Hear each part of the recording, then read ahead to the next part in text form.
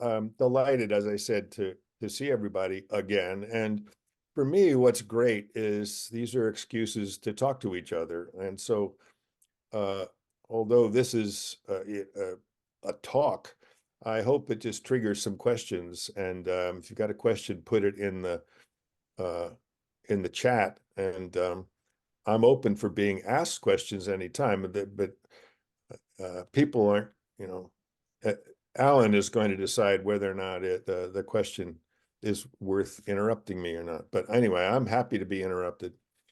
Um, so anyway, 2 months ago, Bryan Hickman talked about the revolution he is causing in the Rochester Public Schools, as you know. Charter schools have freed educators from the system and are creating the conditions for some giant leaps forward. But as he said, it's only a start. Each school still has to work on becoming an educational institution rather than a mere achievement mill, and some schools are doing better than others. He quoted me as saying that school culture is the thing. I hope this talk will help with that project. Mark Twain famously said, "I never let my schooling interfere with my education." Over a century later, millions of Americans could still say the same thing, and millions are angry because schooling did interfere with their education and therefore the course of their lives. The American public school system was designed during the Industrial Revolution to sort rather than to educate. Who would be the leaders? Who would be the workers? Over a century of educational reform efforts later, and most American schools are still not delivering education. Why? Because the reform efforts focus on the wrong stuff. Schools fail not because of low standards or bad curriculum or poverty or parents or privatization or technology or textbooks or money. They fail because of culture. The delivery system for education is the culture of the school. The context determines what the students make of the content. If democracy is taught in an authoritarian culture, the kids are not learning democracy. They are learning how to live in an authoritarian culture. School culture shapes their brains. There are two kinds of schools: leadership communities and achievement mills. The former educate, and the latter merely sort. The former empower people to be ahead of the change curve in an increasingly complex world.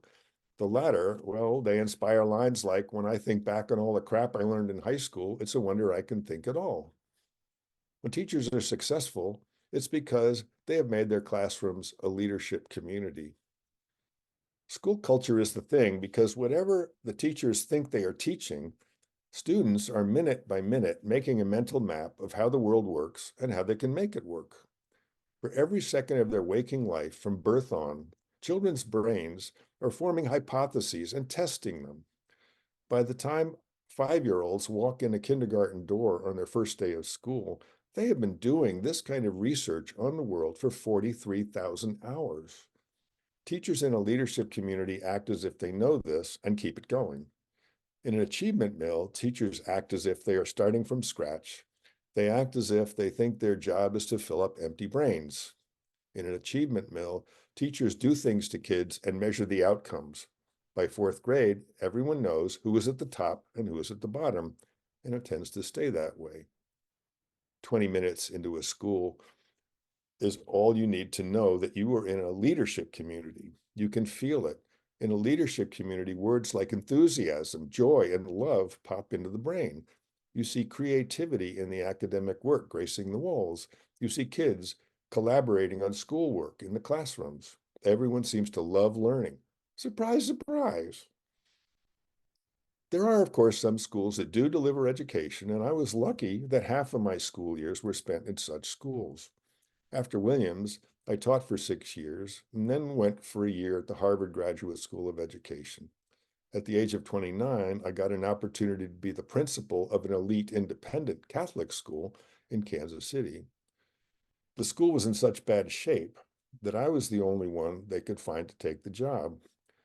By 1974, the Catholic culture was in shambles. What had been a community of 60 sisters was now down to 16, and they were living in 3 different houses: liberals, conservatives, and retired. The liberals and the conservatives were hardly talking to each other. They thought I would only last a year. I fooled them. I not only lasted 8 years on the job, but more importantly, after 3 years, the school was thriving. Soon it was the hot school in Kansas City with long waiting lists. That was the beginning of my career as the engineer of school cultures, 4 schools in 34 years.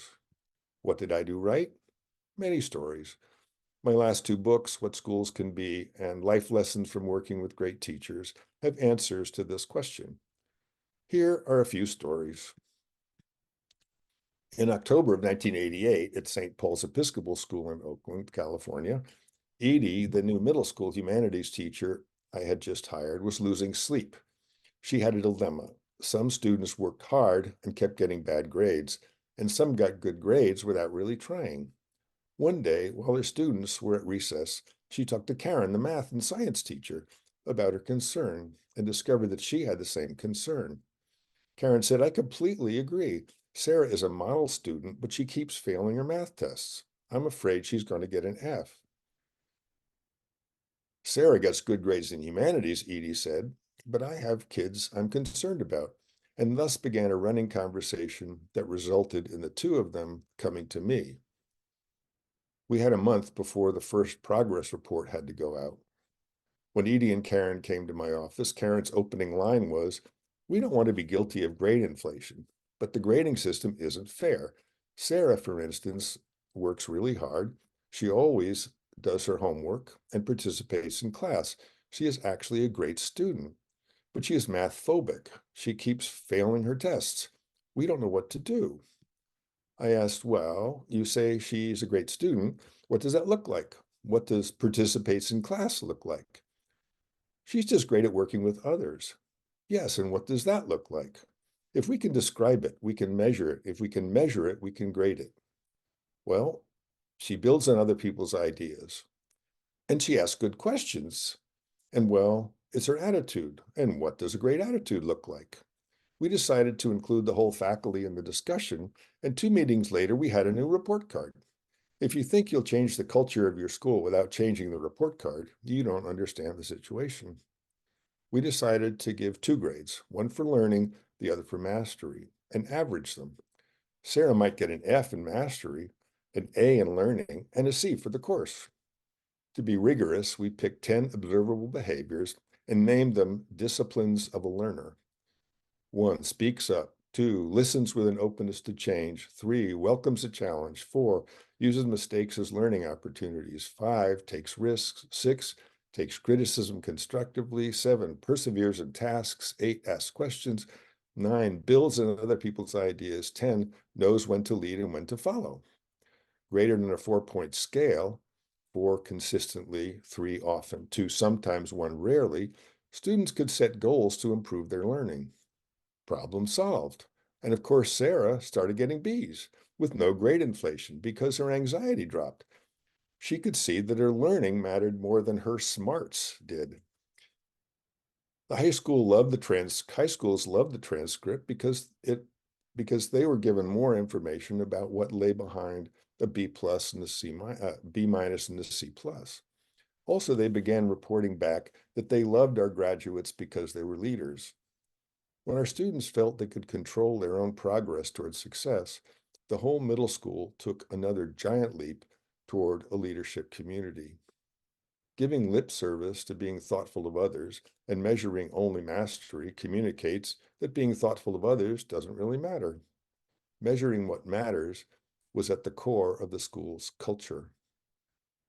I was holding teachers accountable for doing what got them into education in the first place, educating the whole brain, self-actualization every day, creating the conditions for children to be respectful leaders with a sense of social responsibility, making sure that all kids left school every day feeling worthy, efficacious, and competent.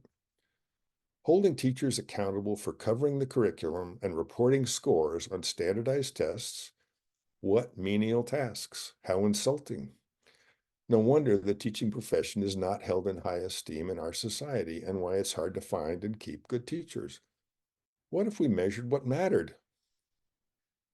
One year after that, after we changed the report card, we changed our award ceremony.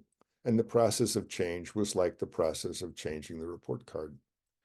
Again, some middle school teachers came to my office 3 weeks before graduation and said, "We hate the award ceremony. We're sitting we're sitting there trying to decide who is the best citizen, the top student, the best athlete, and who should get the leadership award, and we hate it." "It's not that we're worried about hurting anyone's feelings," said Matt Ronfeld, or that it or that their self-esteem is going to be hurt. It's just that it's not true. All year long, we have been striving to have every student have there be their own kind of great student. And now we have to say who won. When Jaime Villar spoke up, everyone is actually a good student in their own way. I mean, no one is perfect, but we don't want it to be the goody-goody award. And that's true for leadership, true as well, said Matt.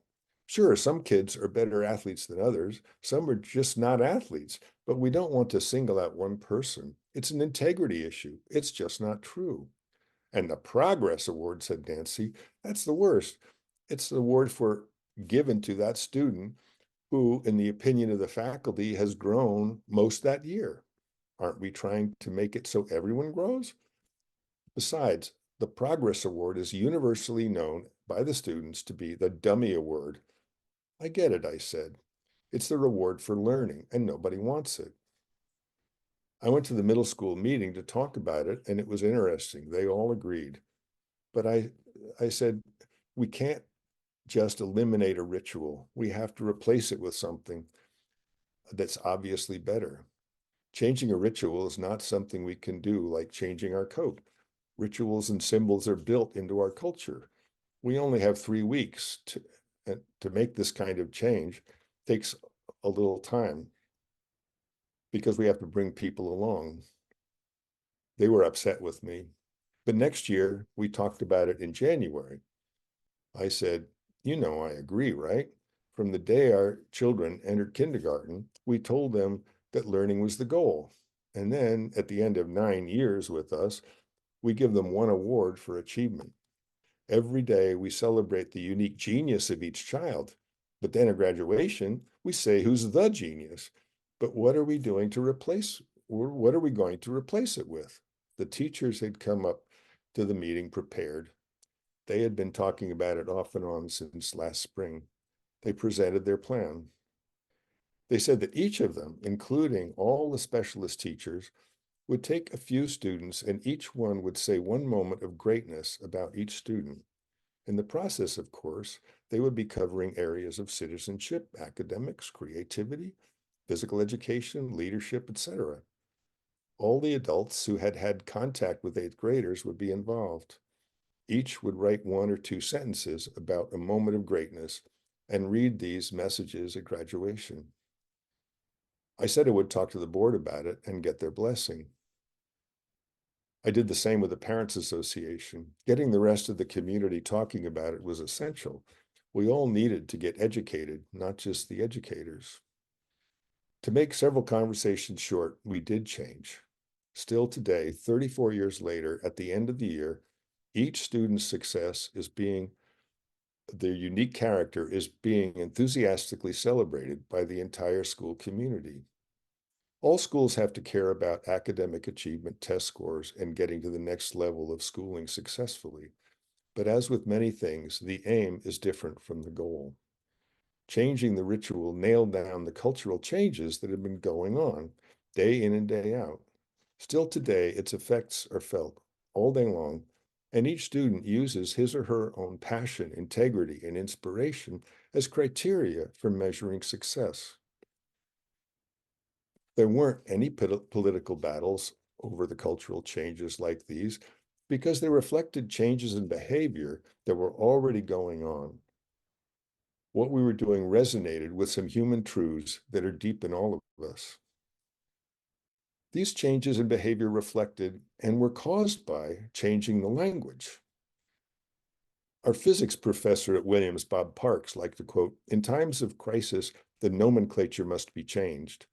This was true in physics 100 years ago when Max Planck coined the term quantum, and it is true in education now, especially true if you're trying to change a culture.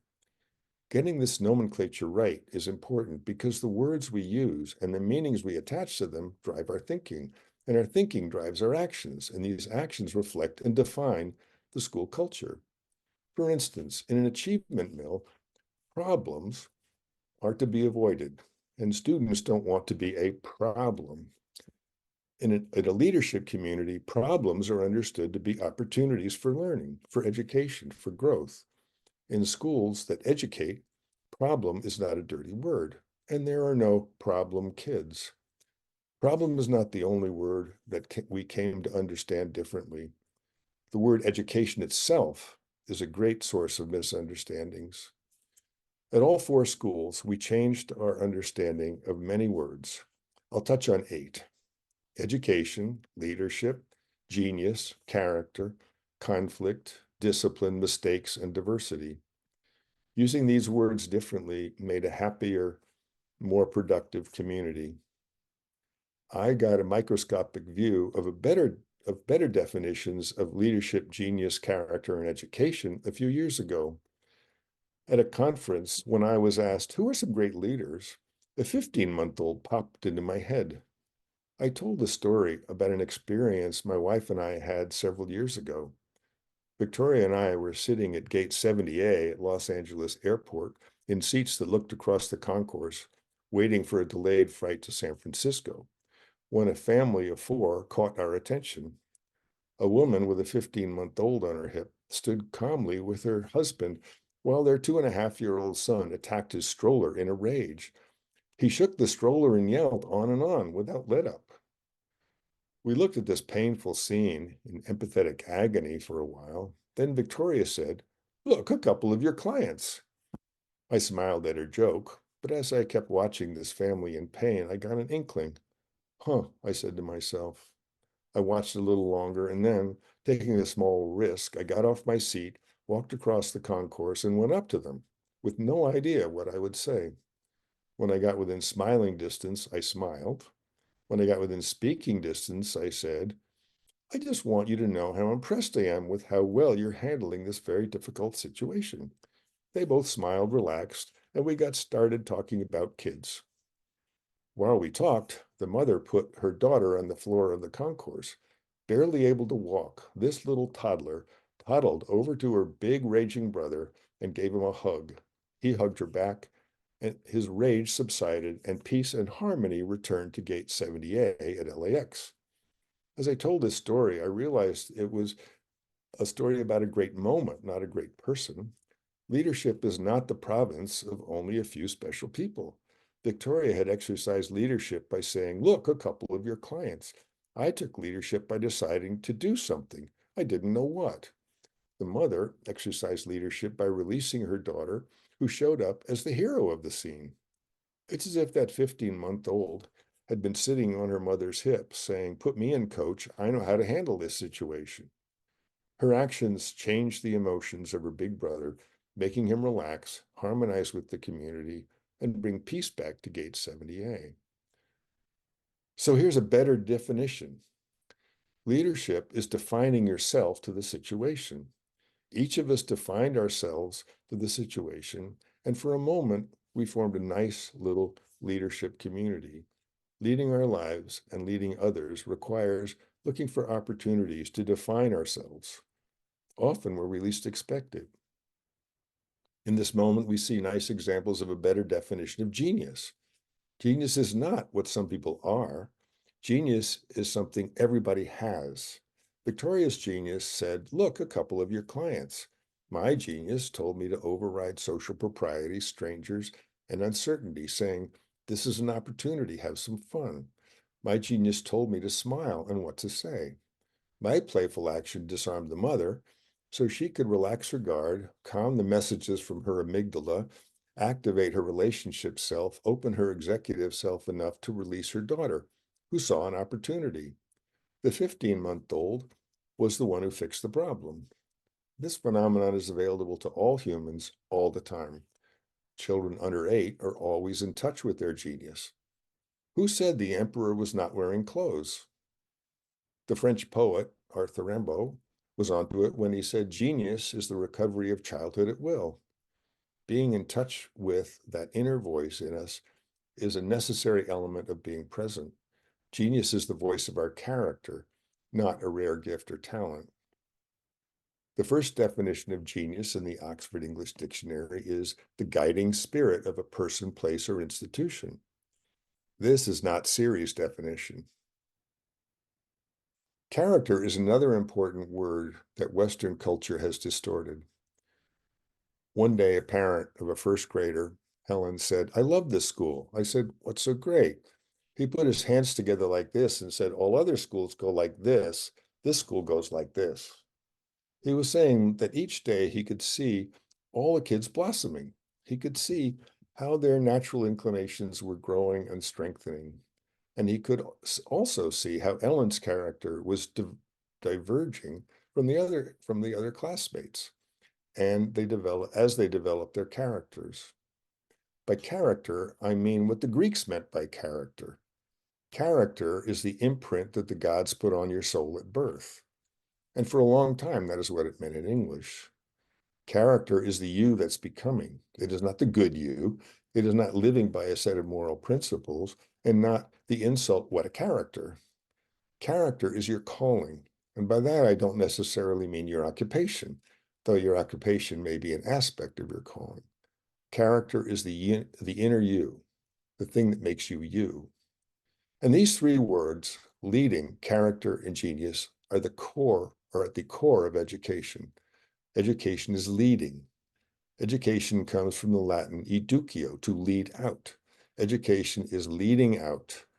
Education is leading each person's character out into the world to contribute creatively and collaboratively to it.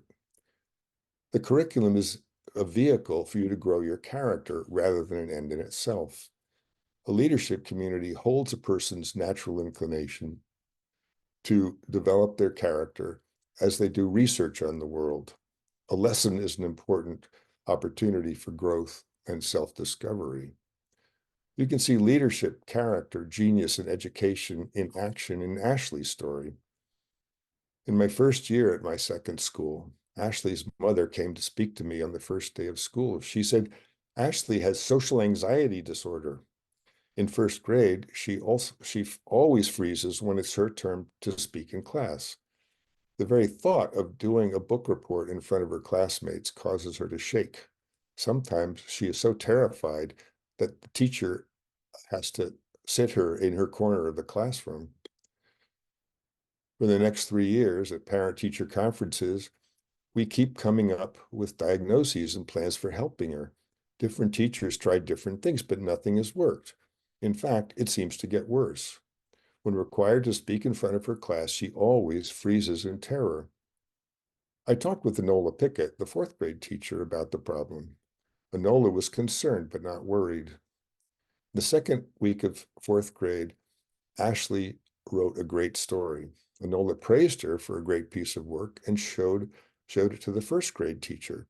They decided the first grade teacher should ask Ashley if she would like to read it to the first graders.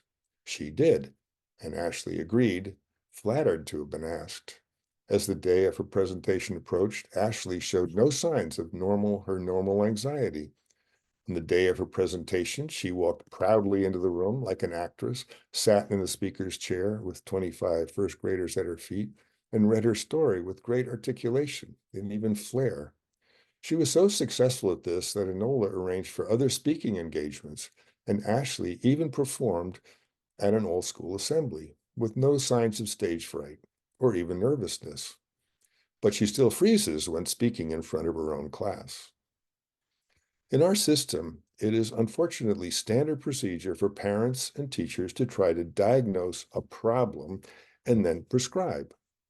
Listening to adults talk about students who are experiencing challenges, you'd think there are only a handful of diseases: dyslexia, ADHD, sensory motor integration, social anxiety disorder, autism spectrum, and a few others. Adults have a hard time seeing school from a child's point of view and rarely ask.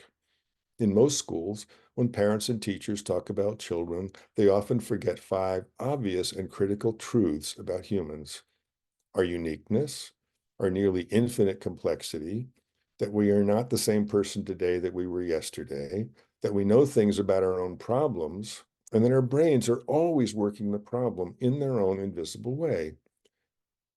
To say that Ashley has social anxiety disorder is about as helpful a diagnosis as telling a person who is shivering and too weak to get out of bed that he has fever. The medical model doesn't work when it comes to education. In fact, it is often counterproductive. Naming the problem usually begs the question of what to do about it, and only some prescriptions work with some people some of the time. But that is standard procedure in most schools. Luckily, Enola was an educator. She collaborated with others to create the conditions that would lead Ashley's character out into the world to contribute creatively to it. We see leadership, character, genius, and education in action in this story, too. That same year, Elizabeth came to see me about a class clown she had in her second grade. Reuben was smart, active, inquisitive, and made the class laugh several times a day, disrupting Elizabeth's lessons. She found him infuriating. By the third week of the year, she was sending him into the hallway for a timeout as a regular practice. That Friday, she lost her temper and sent Reuben to my office. Over the weekend, Elizabeth worried and pondered about what she would do to fix the problem. Only 3 weeks into school, it just couldn't go on like this. Nonetheless, Monday morning, she arrived at school without a plan. Luckily, Reuben was the first student in the classroom that morning. She stopped her class preparations and gave him her usual big smile that accompanied her usual friendly, "Good morning, Reuben." A happy good morning was Reuben's reply. "Did you have a nice weekend?" "Yes, Miss Pryor." "What did you do?" "I watched Princess Bride." "Did you like it?" "It was hilarious. I loved it." "I know, I loved that movie. I have watched it 100 times. Then Elizabeth suddenly had an inspiration. "You're a comedian, aren't you?" "Yes," he said with the biggest grin ever, and even a little embarrassment. "I know, I see that in you." And just then, another student came in. Elizabeth greeted him and then went back to preparing for class. As if by magic, Elizabeth was suddenly free from her anxiety about Reuben. She had an idea. She lay in wait for Reuben as she and the class went through their planned activities. Her moment came sooner than expected. As one student was leading the calendar-based math activity, another one piped up. "The red ones are all odd numbers." Reuben jumped in with, "That's odd." Everybody laughed, including Elizabeth. "That's funny," she said. "You made a pun." The lesson continued, and Elizabeth kept her ears open. A few minutes later, Reuben responded to another student's observation with a sarcastic remark. The student slumped. "That's not funny," said Elizabeth. Reuben's face fell. He participated constructively with no more jokes until recess. In his reading group, after recess, Reuben made another joke, and Elizabeth laughed. "That's another good one." For the rest of the day, Elizabeth pointed out good jokes and simply said, "That's not funny," to ones that were distracting, hurtful, or disruptive. Before long, Reuben was working with her instead of against her, and Elizabeth had the best teaching year ever. Elizabeth's creative leadership was an important piece in making her classroom a leadership community. We all want our children to be self-confident learners who are good at working with others and comfortable in their own skin. We want them to be authorities who exercise authority in ways that increase the authority of others, leaders whose leadership brings out leadership in others. And of course, children naturally would like to be this way. What did Elizabeth do right? She led Reuben's character out into the world to contribute collaboratively to it. Elizabeth's story also is a window into another important word we have to use differently: conflict. To be an educator, we need to get good at conflict because the core of educational challenge is the challenge of other people. In our interactions, most of us are really good at building friendly relations most of the time. So conflict seems like the last thing that will happen between us. But if you are not in conflict with somebody now, there is a good possibility you will be someday. We learned that we have to understand conflict as a good thing and get good at it. At a faculty meeting one day, fourth grade teacher Kalindi said, multiple choice test, here we go. Which of these four things are the most important for success in happiness in your work and in your family? A, the formula for solving quadratic equation. B, the separation of powers in American system of government. C, the introduction, body, conclusion, organization of an essay. D, what to do when you're angry at somebody. Right, D. Now, which of these things are you least likely to learn in school? Right, D. What are we going to do about it? This led to some training in making conflict creative, and one of the most valuable and most used slogans. Avoiding conflict is a learning disability. Normal conflict training is about making conflict go away rather than seeing it as an opportunity for growth. And getting good at conflict involves getting good at having difficult conversations. One of the most important things I learned at Harvard about good, difficult conversations was how to get at hard truths. Organizational development professor Chris Argyris taught us how to confront people with the gaps between their espoused theory and their theories in use. Here's an example. At my first school, discipline was a big word. One day, Betsy was walking her fifth graders down the stairs past my office. The door to my office was always open. When she got to the bottom of the stairs, she stopped them and said in a loud voice that echoed through the building, "If I've told you once, I've told you 100 times, no talking in the hallway." Later that day, as she was passing my office, I called her in. When we were comfortably seated at the table, I never talked to people over my desk, always at the round table. I said, I know you are proud to say that you are strong on discipline, but I think you have some things to learn about teaching kids self-discipline. When you said, if I've told you once, I've told you 100 times not to talk in the hallways, I realized we have different notions of what it means to be strong on discipline. If you have told them 100 times and they're still not doing it, then you are not being an educator. If you are strong on discipline, they have the self-discipline to behave properly in different environments, and you only have to remind a person or two from time to time. And you certainly don't have to get mad at them. If you have to get mad, you haven't been doing it right. I didn't have to fire her. She changed and even became a bit of a leader on the faculty. But the practice of telling the truth is a little countercultural. In our culture, we are usually taught focus on the positive and avoid the negative. Growing up a Yankee in New England, I learned if you can't say anything nice, don't say anything at all. Most teachers are taught to focus on the positive and avoid the negative. I learned that deep down, people actually want to know the actual truth. They want to know where they stand with you. I learned don't think positive, negative, just find a creative way to tell the truth. I spent a good 50% of my time out of the office, walking around the school, popping into classrooms, seeing people in action, showing people around, talking with teachers in their classroom during free periods, talking with teachers in the faculty lounge, leading weekly faculty meetings. It didn't take long for me to see who were the educators and who needed to change. It became obvious to them where they stood with me. To make difficult conversations easier, I made myself a partner in the growth of each employee. Before contracts went out in February, I would sit down with each employee and go over a one-page self-evaluation worksheet they had filled out. One page with 5 parts: satisfactions, frustrations, strengths, things for me to work on, goals for next year. By the end of February, everybody had a plan for how they would grow as an educator. Sometimes it became clear to both of us that teaching in a leadership community was not their thing. As management guru Jim Collins says in Good to Great, job 1 is to get the right people on the bus. As you can imagine, for me, that included finding who should get off the bus. Now we're talking serious, painful conflict. I became very good at it. In my first school, the first criterion I established for renewing contracts was, is growing and learning. That got us halfway there. Here's an example of an easy, difficult conversation.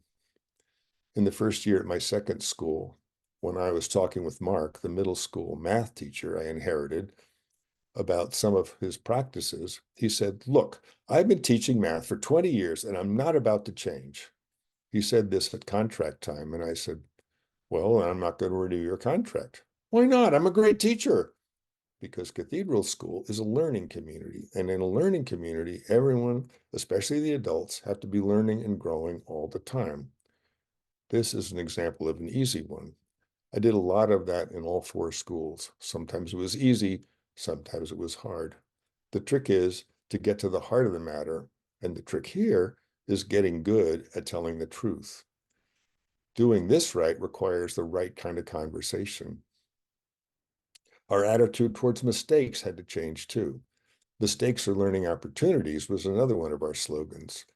Debbie Meyer, the physical education teacher at St. Paul, sent Nina to my office for disrespectful behavior. The level of teacher frustration with Nina and her repeated disrespectfulness caused me to call the parents and ask them to come in so we could talk. When Nina heard that her parents were coming, she reacted as if it was the worst possible punishment I could give her. "Please, please, please don't talk to them," Nina pleaded. "You can't seem to stop being disrespectful, and we have to get to the bottom of this," I said. "I have to involve your parents." We decided that we would have a meeting when Loretta and James came to pick Nina up from school that afternoon. As the meeting started, Nina slouched in her chair in a pout. Loretta immediately snapped at her to sit up straight, which Nina, getting angrier, did. We discussed the problem, but we all felt that we were getting nowhere. Nina was locked in an angry prison with her parents. Finally, I said, "Nina, do you feel under pressure?" "Yes, everyone is always on my case and I never do anything." "Do you think you need to be perfect?" "Yes." I smiled a big smile, leaned back from the round table at which we were sitting, and said, "I understand. You are acting as if you were in a different school." "What do you mean?" "I mean, here you don't have to be perfect. We don't want you to be perfect. We don't even want you to try and stay out of trouble." "What?" asked Nina, as Loretta and James tried to look unsurprised. "Yes, if you are trying to stay out of trouble, you are not trying to learn. You are playing the wrong game. Here, we want you to make mistakes. Your parents are sending you here to make mistakes and learn from them. If you never make any mistakes, you will never learn." The expression on Nina's face changed from tense puzzlement to relaxed openness, and she said nothing. "Look, you need to change your mind about something. Here, we don't want you to be perfect. We want you to learn. When you make a mistake, the important thing is not to whether it was a bad mistake or whether it was your fault or not. The important thing is to turn it into a learning experience. We expect you to make mistakes. For next week, I will give you a nickel for every time a teacher criticizes you and you receive it. Criticism is not a punishment, it's a gift." The parents said nothing. Nita just looked at me, almost, but not quite, smiling. "So here's the drill," I said. "At the end of tomorrow, you come see me and tell me how many mistakes you made that you admitted, and I will give you a nickel for each one." "Is that it?" "Yes, that's it. You come to me at the end of the day tomorrow and collect your nickels, and we will see how much you can earn this week, okay?" "Okay." The next day, Thursday, I kept an eye out for Nina at dismissal. When I saw her, I asked, "How much do I owe you?" "I made 3 mistakes," she answered. I reached in my pocket and pulled out a dime and a nickel and gave them to her. "See you tomorrow," I said. On Friday, when I saw her at the end of the day, she said, with a big smile on her face, "You owe me 10 cents. "What for?" I interrupted Miss Quinby twice. "Okay," I said, "here you go." And I gave her a dime. That was the end of it. There were no more problems for the rest of the year. And a year later, Nina got the Citizenship Award at graduation.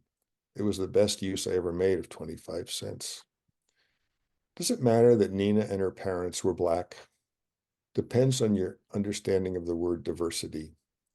In our culture, the understanding of and use of the word diversity is one of the most obvious cultural flaws. Diversity is one of the most important words was one of the most important words in all four of my schools. The student population in all four schools was at least a third students of color. And we marketed the school on the concept that diversity was central to excellent education. And it sold.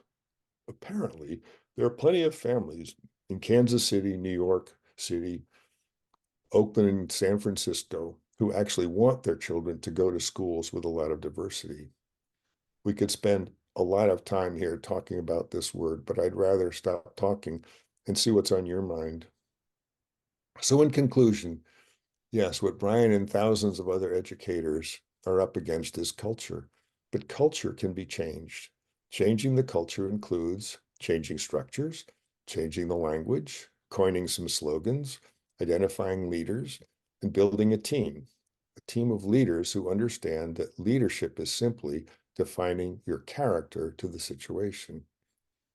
And those who want to make schools educational have one big thing going for us, the human soul. Another thing that Victoria and I experienced at LAX is that our geniuses are in league with each other. The collective collaboration of our geniuses brought peace back to Gate 70A. Genius is not insensitive to the differences and the needs of others, but on the contrary, passionate about them. And this might be the most important concept in building a leadership community. The leadership trick is to activate the collective genius. When we act as if this is true, we build community. Ignoring this is at the core of win-lose social environments and all dysfunctional organizations, including, but not limited to, achievement mills. So if you want to make schooling educational, remember that the task of changing a school culture is a communal enterprise. Identify leaders who already get it and build a team.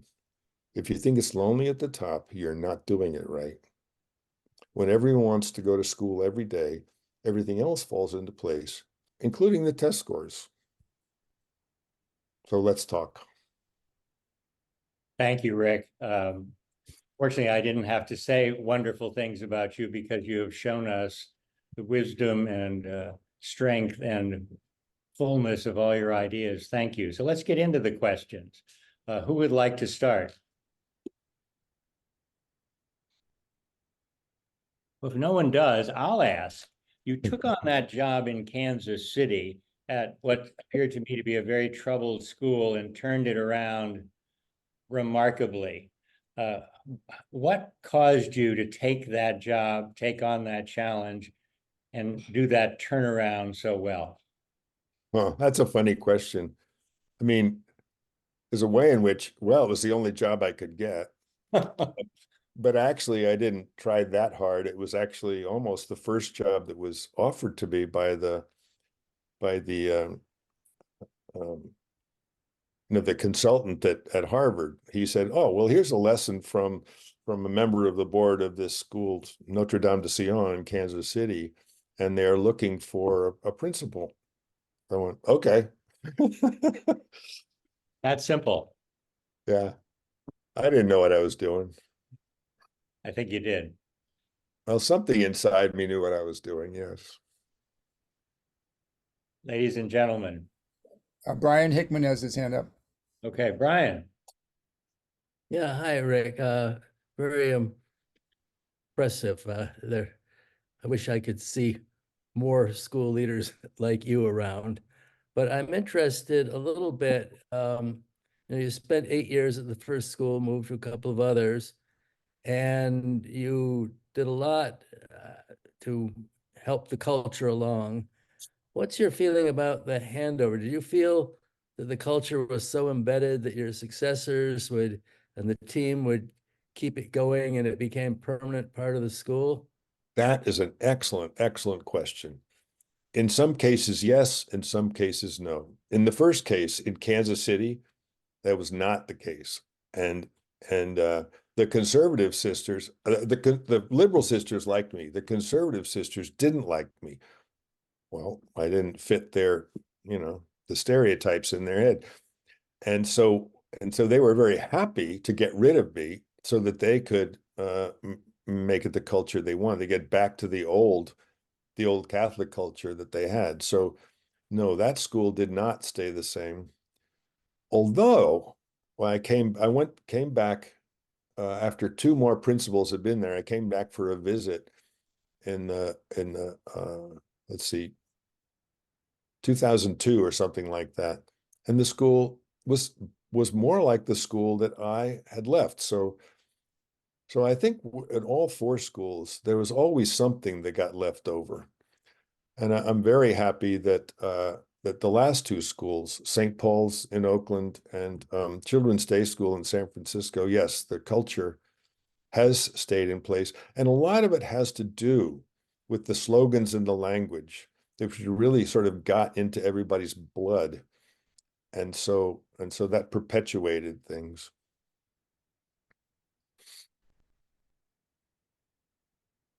So Bob, is Bob up? Larry Ricketts has his hand up, and Oh, Bob okay. Conway. I think Bob was first. Go ahead, Bob. Thanks, Larry. A couple of hours ago, I emailed Rick and told him that I might not be able to stay through all of his talk. And he responded by saying, well, I hope you have time to ask a question. So Rick, here's the question. Both of our sons went to St. Paul's when Rick was the head.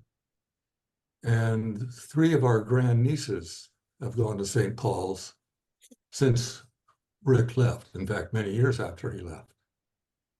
So I can attest from my family's direct experience that St. Paul's has maintained the culture that Rick installed there. It is still an excellent school, and everybody that I know that has gone there has thrived. So congratulations, Rick. Now, here's the question after setting you up. I really like the unquestion. That's good. Looking back at our education at Williams, how would you characterize the college? Was it a leadership community or an achievement mill?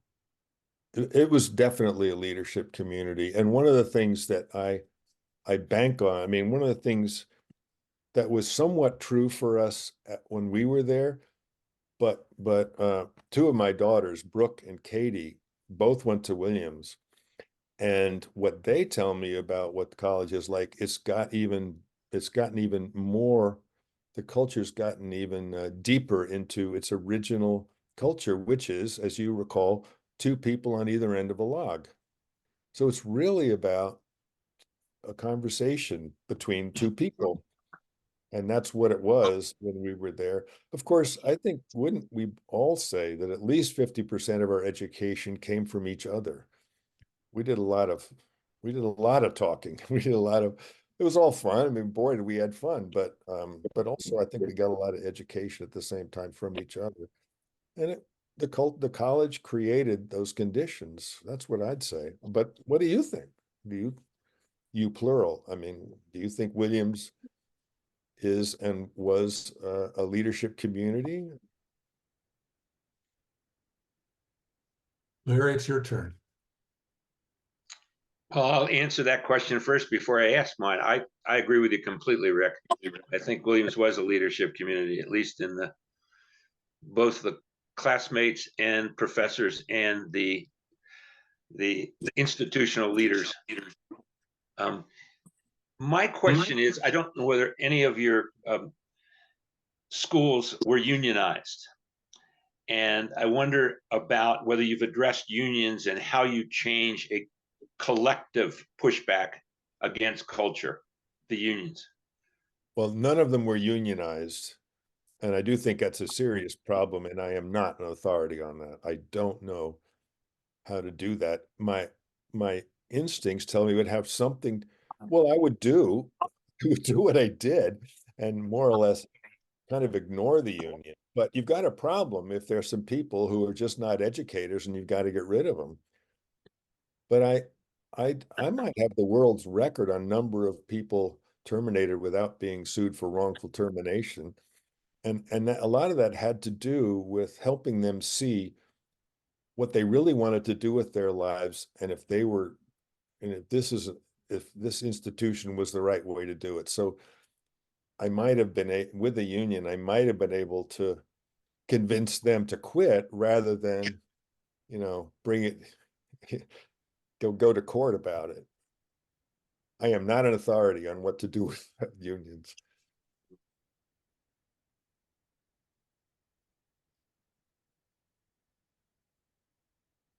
So it looks like Alan's up, huh? Yeah, hi, Rick.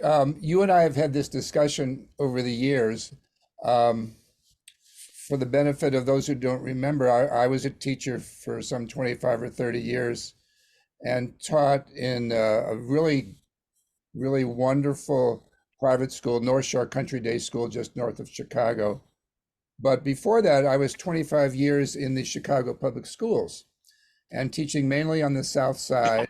And I taught in some pretty tough schools, middle school, sixth, seventh, and eighth, computer lab, and a lot of tough kids.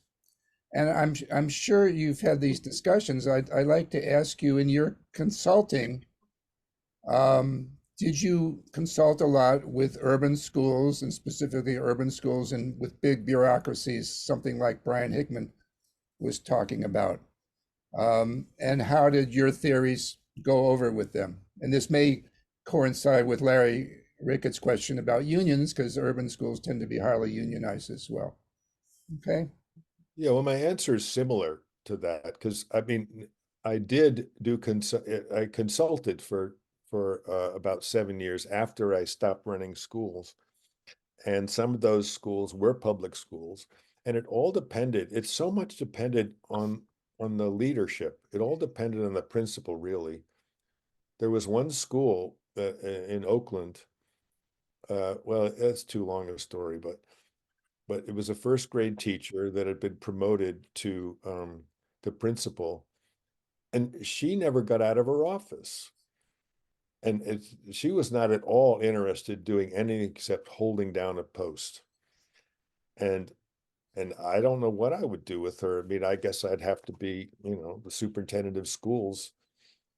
Um, that is not my department. I don't know actually how to fix a school culture. I mean, a school system culture that is so embedded in the bureaucracy that that's all it is. We hosted in our house, we hosted 3 Russians who with glasnost, they had come to America, and we hosted them for about a week. And on their third visit, on the third day at dinner that night, I said, "So, how was Education Day? How were the schools you visited, and what did you think?" And they said, "Oh, we loved your school." They were very smiley and very friendly. "And we loved this school, this other school they went to." And they said, "But we spent an afternoon with the administration at the Oakland Public Schools." They said, "Don't trust them. Don't trust them. Those are the people that ruined Russia." And yeah, I am not an authority on what to do with the major public school systems. Oh, maybe some of my ideas would work. I'm not sure. John, looks like Ken Wilcox has his hand up. Yes, he does. Ken Wilcox. Rick, thank you very much. Great presentation, and clearly well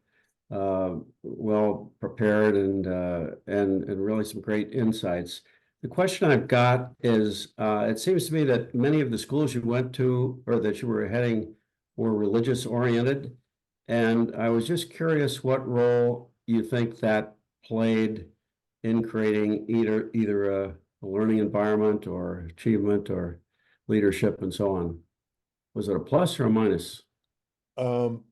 It could have been either. In all 3 cases, it definitely could have been either. And because there are values there that could be built on. And yet there are structures there which are actually dysfunctional. But I was able in all 3 schools to take the love of Jesus Christ and say, let's put that into practice. And we use different language, because actually in all of those schools, a large number of kids were not, in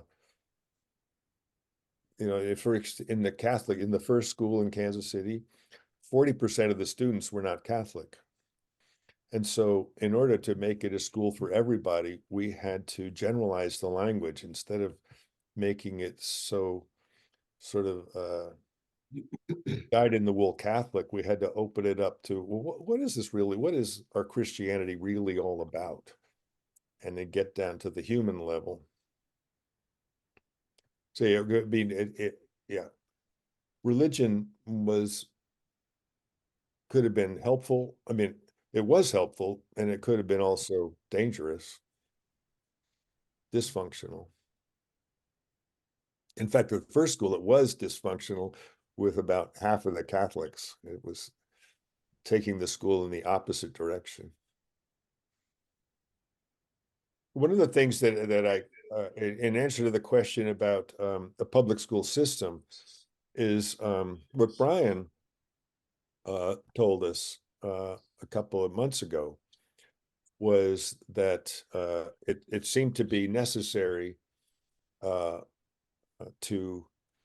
get charter schools going, to break away from the pyramidal structure that everybody was locked into. So getting charter schools going in public schools seems to be very important in most communities. Not all, but many. Looks like Ted's got a question. Well, let me just offer on the big city schools and big systems. I learned in scale when I was Undersecretary of Education, which is $1 trillion industry in the United States, 500 billion secondary, 500 billion higher education. So $1 trillion invested every year. 80% is state and local, 10% is private, and 10% is federal government. And there's so much cash.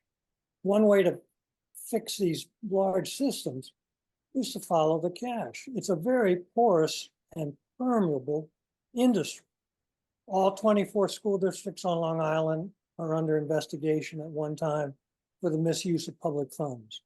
New Orleans ran out of cash for 70,000 students well before Katrina because they were carrying people on the payroll who never worked there. Yeah. So there are a lot of ways to look at how the resources, and that's really Rick's point, what works, what is working in a very practical sense, you can make huge change. And you can do it in scale. So Bryan's work in the charter area, Rick's work in these schools is really instructive because they're both skilled practitioners. But the need on a national level is not to be overlooked. Oh gosh, I completely agree. I mean, it's very upsetting to me. It's actually well, it's been a windmill that I've been tilting my whole life, and I realize I'm just plain tilting a windmill. I mean, it's beyond me. It's so upsetting to see how schooling is not an education for so many people, and it's so upsetting.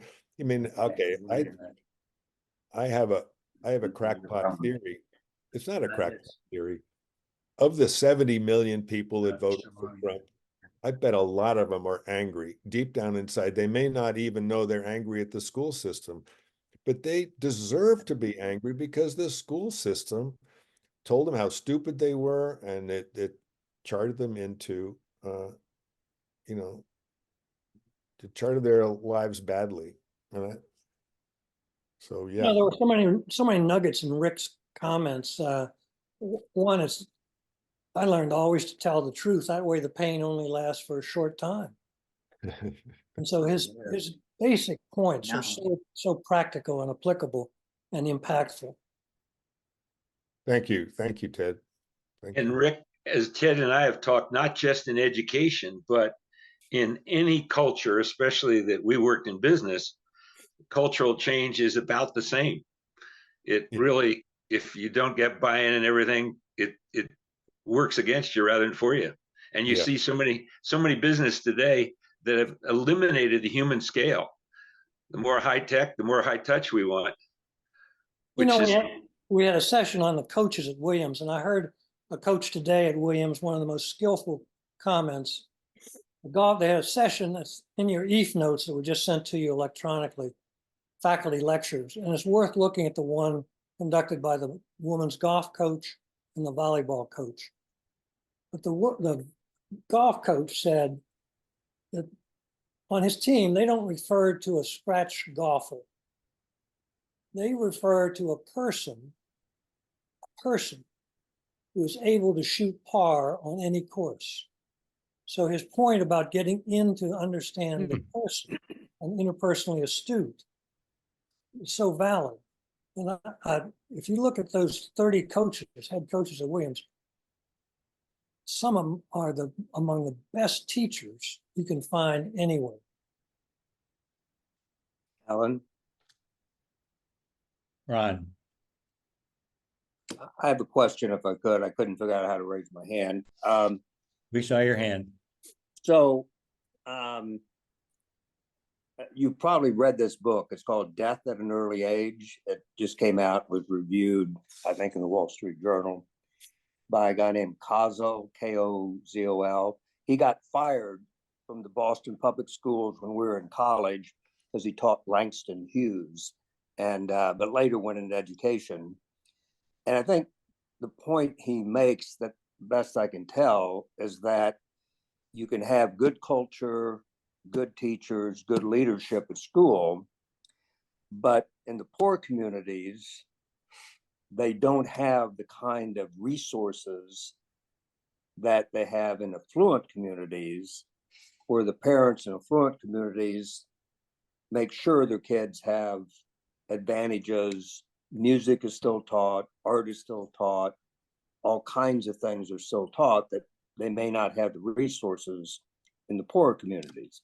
So my question to you is, does culture and leadership make up for the drastic difference in resources between two schools? They absolutely can. I mean, of course, it's harder, but and I don't know, make up 100% of, I'm not sure, but it makes a huge difference. Okay. There are an awful lot of situations where, so I spent 4 years in Decatur, Illinois, and got involved in helping the public school system in Decatur. And it was really interesting to see that in Decatur, so much depended on the principal. It didn't, I mean, 75% of the public schools are people of color, mostly Black and mostly poor. Because with busing, the white flight sent most of the whites to the town to the north and the town to the south, and left the public schools in Decatur mostly Black and poor. And there was a wide variety of quality of education in each of those schools.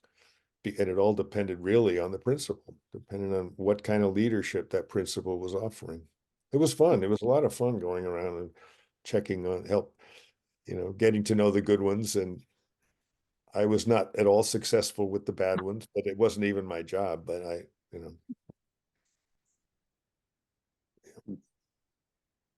We're getting toward the end here, but we could have one more or two more questions, and then we have a couple of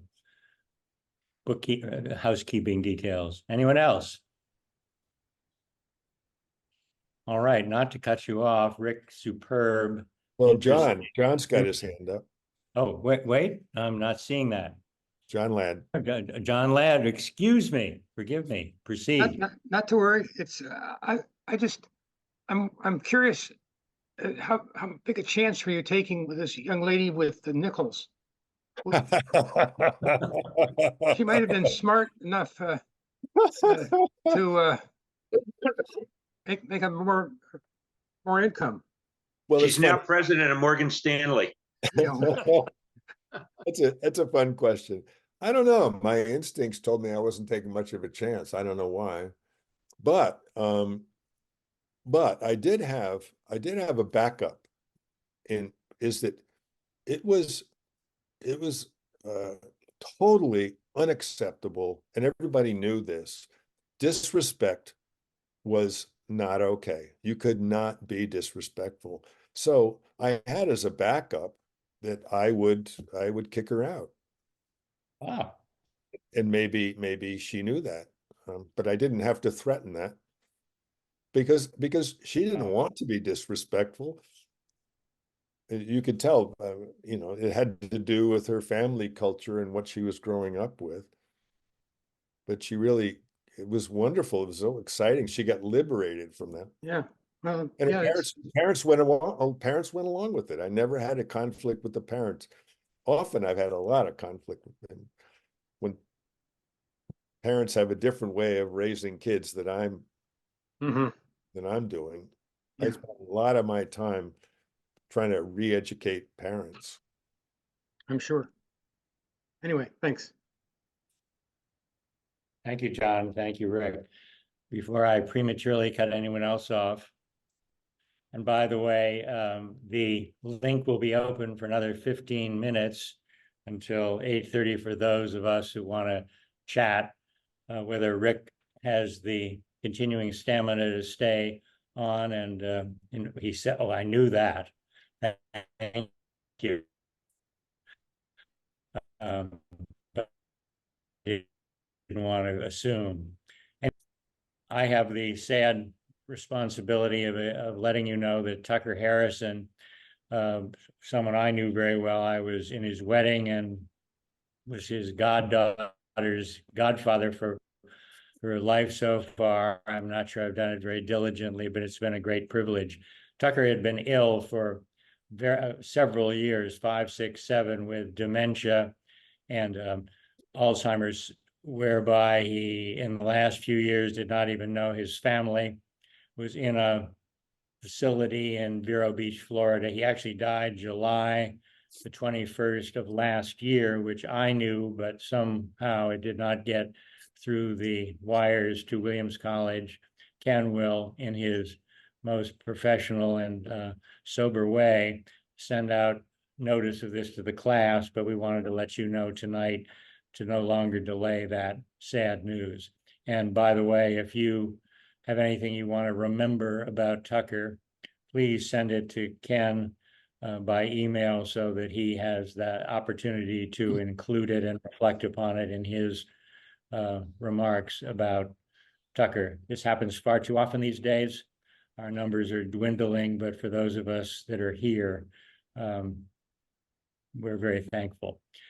Number 2, John Hufnagel, I turn it over to you to talk about the next time and the time after that. We are having more of these, and we hope you agree that they enrich us all. So, John. Oh, it's been really, Rick, thank you very much. That was really a very thoughtful presentation, and one that I think will be working on us for a while, all of us. And I really appreciate it. And I know we appreciate the fact that you've taken the time.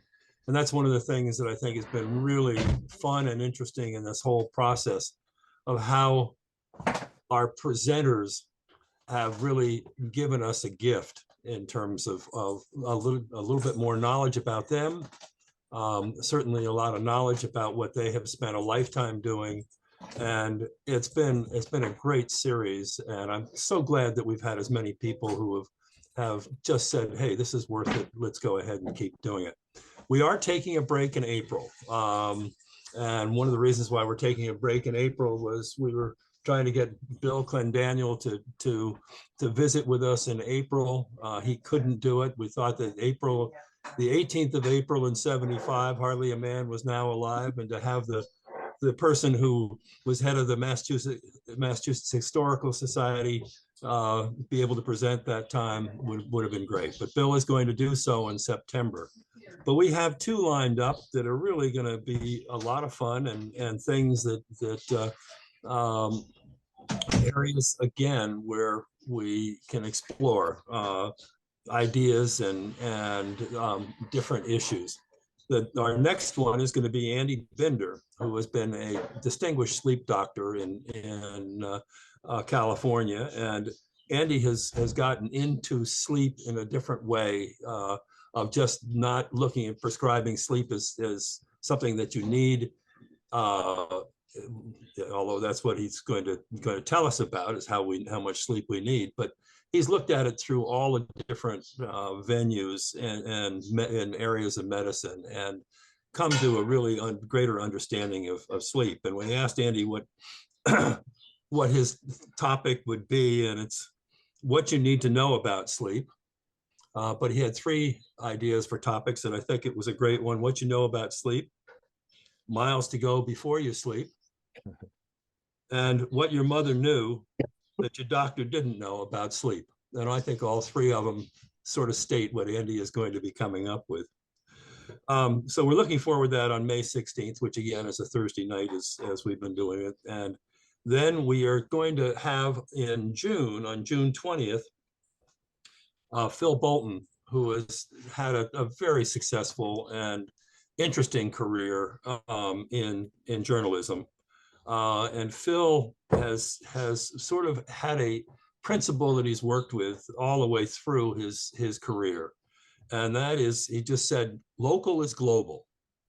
And what that is he's been bringing together international news, international thoughts into communities and making them parts of various communities. And he's spent a principal amount of time in the area of Atlanta, where there are really over 20 countries that have delegations there.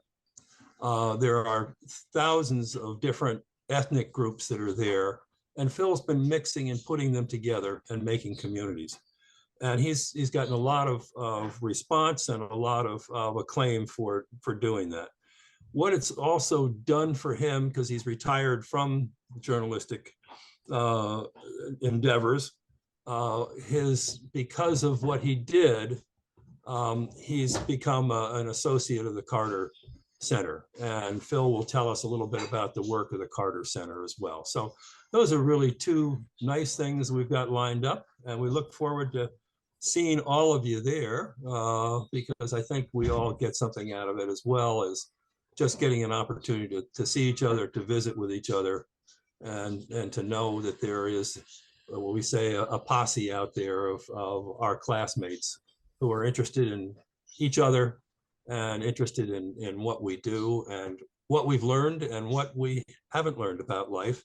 But one of the things I've always found in the presentation is a great degree of humility about the fact that, hey, we've lived a good life, but it's been one that has had oftentimes difficulties, and we just move on. And I think that we get an awful lot out of each other. And so thank you all for participating. Really appreciate it. Thank you, John. Eloquently said. My humble apologies for my connectivity problems here in the Caribbean, but I heard all of Rick, and that's the important part.